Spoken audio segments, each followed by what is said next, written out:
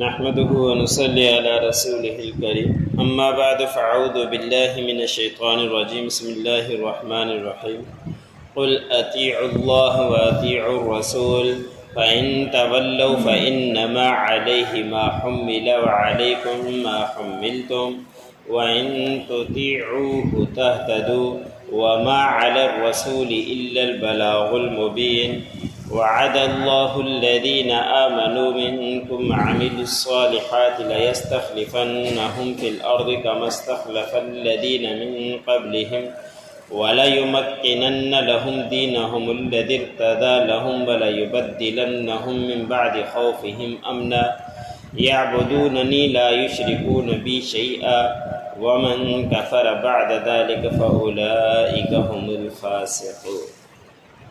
سورۃ النور کا درس چل رہا ہے۔ اسی صورت کی آیات نمبر 56 اور 55 تلاوت کی گئی۔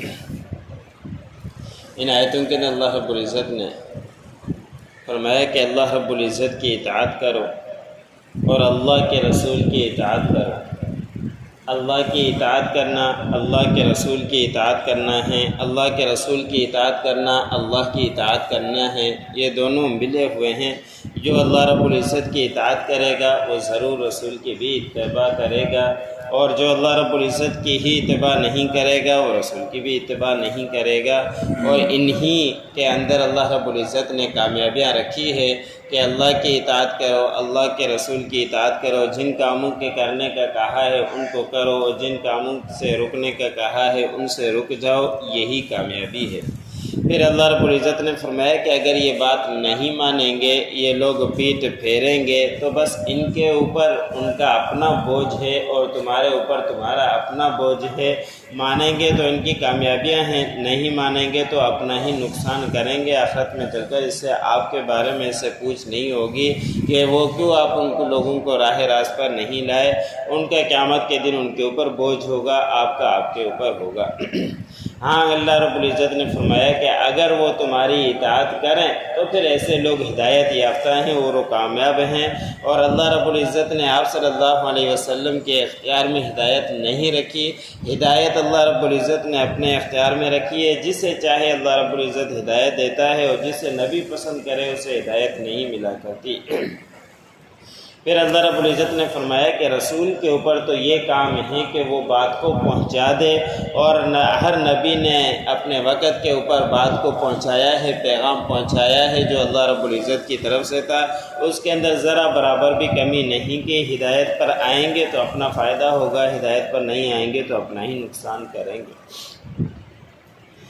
اگلی آیت ایک خاص شان نزول کے بارے میں نازل ہوئی کہ جب صحابہ اکرام مکے میں تھے اس وقت بھی پریشان تھے کہ کافر پریشان رکھا کرتے تھے اور ان کا چین سکون نہیں تھا۔ جو بھی کلمہ پڑھا کرتا تھا ان کو پریشانی، ان کو تنگ کرنا، ان کو مارنا، یہ شامل تھا۔ پھر جب مدینے کے اندر آ گئے اس وقت بھی یہی کیفیت تھی۔ وہاں مدینے کے یہودیوں کا ڈر، منافقین کا ڈر، ہر وقت ان کو خوف رہتا تھا اور اپنا سامان حفاظت ساتھ رکھا کرتے تھے۔ تو کسی صحابی کے دل میں یہ بات آئی کہ کب آئے گا ہمارے پاس امن کے جس کے بعد ہم سکون کے ساتھ رہیں گے، ہمارے اوپر پریشانی نہیں ہوگی، ہماری زندگیاں تو ایسے ہی گزر رہی ہے۔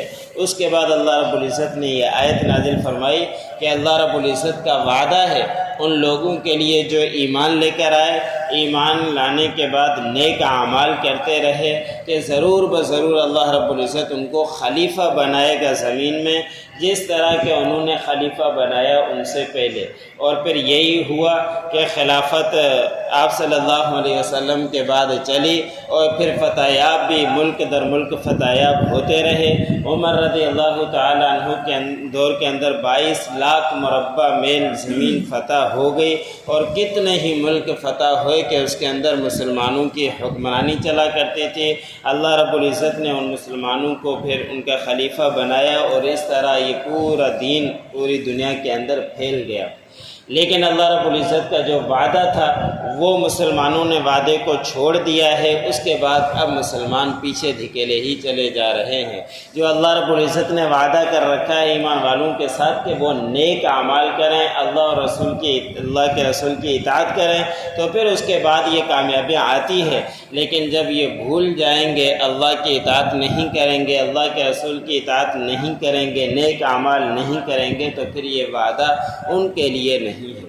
اور یہ خلافت کہ آپ صلی اللہ علیہ وسلم نے اللہ رب العزت نے قرآن پاک کے اندر خلافت کے بارے میں بیان نہیں فرمایا، لیکن قرائن کے ساتھ ثابت ہے کہ یہ آیت بھی بتلاتی ہے کہ اس کے بعد کون خلیفہ ہوگا۔ اس کی بات تو آپ صلی اللہ علیہ وسلم نے قرائن کے ساتھ بتلائی۔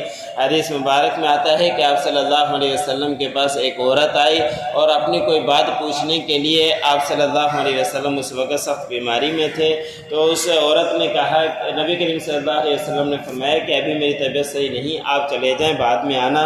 تو اس عورت نے سوال کیا کہ اگر میں بعد میں آؤں اور آپ کو نہ پاؤں تو پھر میں کس کے پاس جاؤں؟ تو اس وقت آپ صلی اللہ علیہ وسلم نے فرمایا کہ میرے بعد ابو بکر صدیق رضی اللہ تعالی عنہ کے پاس چلے جانا۔ تو اس سے یعنی کہ خلافت جو حکمرانی ہوگی میرے بعد وہ ابو بکر صدیق رضی اللہ تعالی عنہ کی ہوگی۔ ایسے ہی جب آپ صلی اللہ علیہ وسلم بیمار ہوئے تھے، نماز پڑھا نہیں پا رہے تھے، تو حضرت ابو بکر صدیق رضی اللہ تعالی عنہ کو اپنا مسلح دیا کہ وہ میری جگہ پر نماز پڑھائیں تاکہ میرے بعد جو خلافت ہے وہ اسی کے پاس ہی آئے۔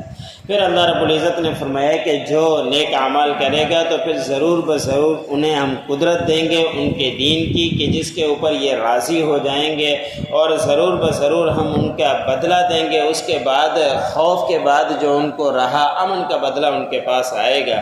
تم بڑے خوف کے اندر رہا کرتے تھے، پریشان تھے، لیکن جب تم اطاعت کرو گے تو تمہیں وہ دین ملے گا جس کے اوپر تم راضی بھی ہو جاؤ گے، اور جو تمہارے اوپر خوف ہے وہ خوف بھی تم سے ختم ہو جائے گا۔ اور یہ اللہ رب العزت کا وعدہ، یہ قرآن پاک کے جو عربی قاعدہ ہوا کرتا ہے کہ لام بھی تاکید کے لیے آتی ہے، نون تشدید والی بھی تاکید کے لیے آتی ہے، تو اللہ رب العزت نے اسی آیت کے اندر 2 دفعہ تاکیداً بیان فرمایا کہ ضرور بضرور تمہیں قدرت بھی ملے گی اور تمہیں بدل بھی ملے گا، بدلہ بھی ملے گا، جو خوف کے بعد امن آئے گا۔ اور پھر ہوا کہ اس تمام خلفائے راشدین ابو بکر، عمر، عثمان، علی رضی اللہ تعالی عنہ کے دور کے اندر یہ ہوا کہ سارا خوف ختم ہو گیا، امن آ گیا۔ پھر اللہ رب العزت نے فرمایا کہ انہیں چاہیے کہ وہ لوگ میری ہی عبادت کریں، میرے ساتھ کسی کو بھی شریک نہ ٹھہرائیں، اور جس نے بھی اس کے بعد کفر کیا تو اللہ رب العزت نے فرمایا کہ وہی ہے نافرمان اور وہی ہے فاسقوں کے اندر شمار ہونے والا۔ قل اطیعوا اللہ واطیعوا الرسول، کہہ دیجیے کہ اللہ کی اطاعت کیجیے اور اللہ کے رسول کی اطاعت کیجیے۔ فإن تولوا فإنما علیہ ما حمل وعلیکم ما حملتم، پس اگر وہ پیٹ پھیریں تو بے شک آپ صلی اللہ علیہ وسلم کے اوپر وہ بوجھ ہے جو اس کے اوپر لادا گیا، اور تمہارے اوپر وہ بوجھ ہے جو تمہارے اوپر لادا جائے گا۔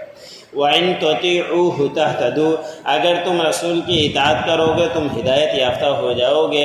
وَمَا عَلَى الرَّسُولِ إِلَّا الْبَلَاغُ الْمُبِينُ، نہیں ہے رسول کے اوپر مگر واضح طور پر پہنچا دینا۔